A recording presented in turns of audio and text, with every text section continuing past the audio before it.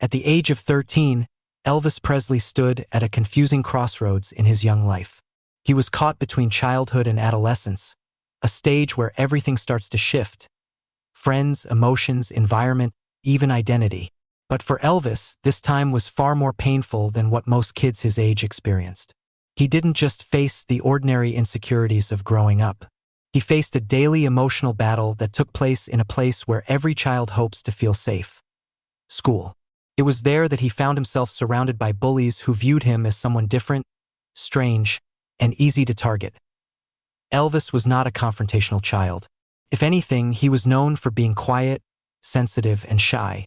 Coming from a modest family, he often felt out of place among kids who came from more stable backgrounds. His clothes were simple, cheap, and sometimes worn out.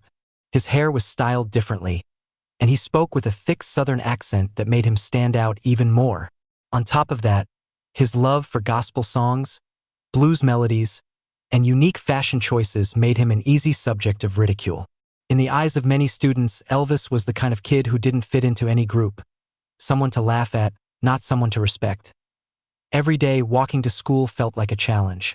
Some kids would snicker as he passed, mocking the way he walked or the way he talked. Others would whisper loudly about his clothes. In the hallways, a shove on the shoulder or a snide remark became a routine occurrence. Even a few teachers dismissed him as just another quiet boy with nothing special to offer. But what hurt Elvis most wasn't the physical harassment. It was the feeling of being invisible, unaccepted, and completely alone at home. However, Elvis found something that made life bearable: music. His guitar became his escape, his comfort, and eventually, the spark of hope that would change his life. Whenever he held that cheap little instrument, the world seemed to soften. He would sit for hours, strumming the strings softly, singing the songs he learned from church, from the radio, and from the streets of Tupelo and Memphis. Music wasn't just a hobby. It was his language, a place where he could express the emotions he never dared to say aloud. When he sang, the pain of the day seemed to fade. The bullying, the humiliation, the loneliness, they all dissolved into the melodies he created. But school remained a battleground. It all escalated one afternoon during recess. A group of older boys approached him, already laughing before even reaching him. They mocked his clothes again, imitating the way he sat with his guitar at home, and even sang gospel songs in exaggerated, silly voices meant to humiliate him. Elvis tried to walk away, but one of them shoved him hard. Laughter exploded around him as he stumbled, nearly falling to the ground. His face grew hot, not from anger, but from the deep, painful embarrassment that only a 13-year-old could feel. That night, Elvis sat on the edge of his bed, guitar in hand, feeling more defeated than ever. His fingers trembled, not from fear, but from exhaustion.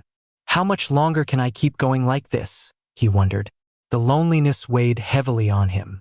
But somewhere in the midst of that despair, something shifted.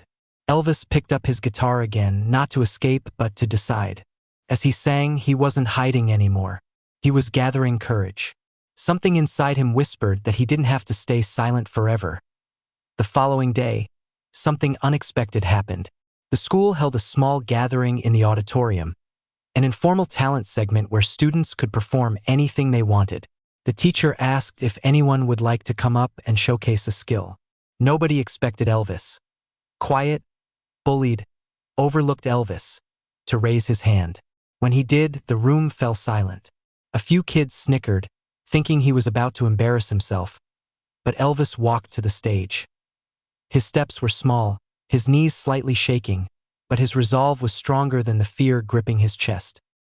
He stood at the center of the stage with his guitar, took a deep breath, and began to sing. His voice was soft at first, hesitant, as if trying to find its place in the large room.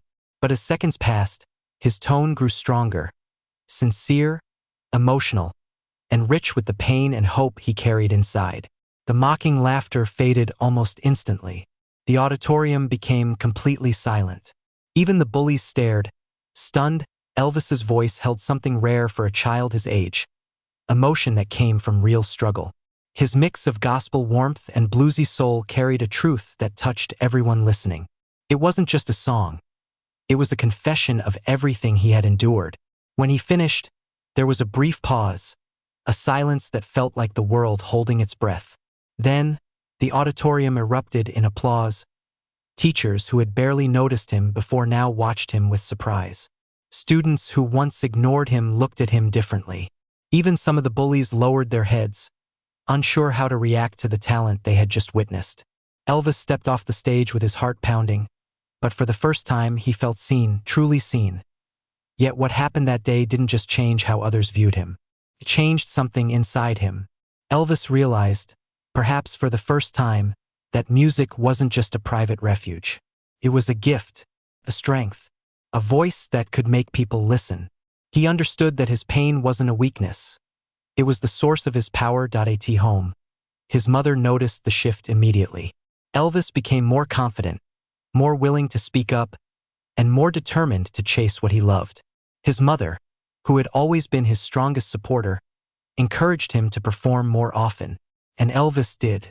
Slowly, he began singing at school events, church gatherings, small community shows, and anywhere he could find an audience.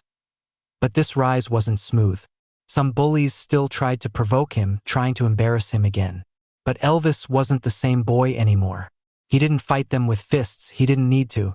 He fought them with his talent, with his voice, with his unshakable sense of purpose. Every insult they threw at him became another note in the songs he sang. Every moment of pain became fuel for his passion.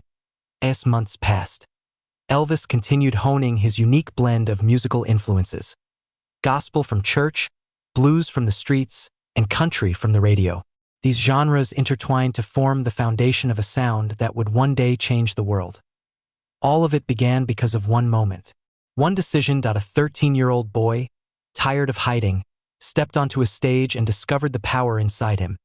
If Elvis hadn't raised his hand that day, if he hadn't chosen courage over fear, the world might never have known the man who would later be crowned the king of rock and roll.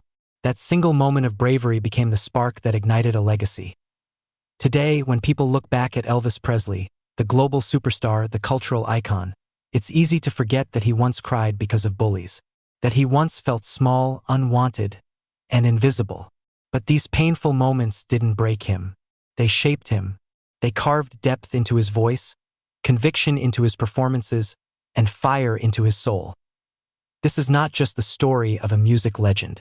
It's a reminder that sometimes the strongest people are the ones who were once made to feel the weakest. And sometimes the smallest step, a moment of courage in the face of fear, changes everything. For Elvis, that step happened when he was 13, when he chose not to run, but to stand, sing, and show the world who he truly was.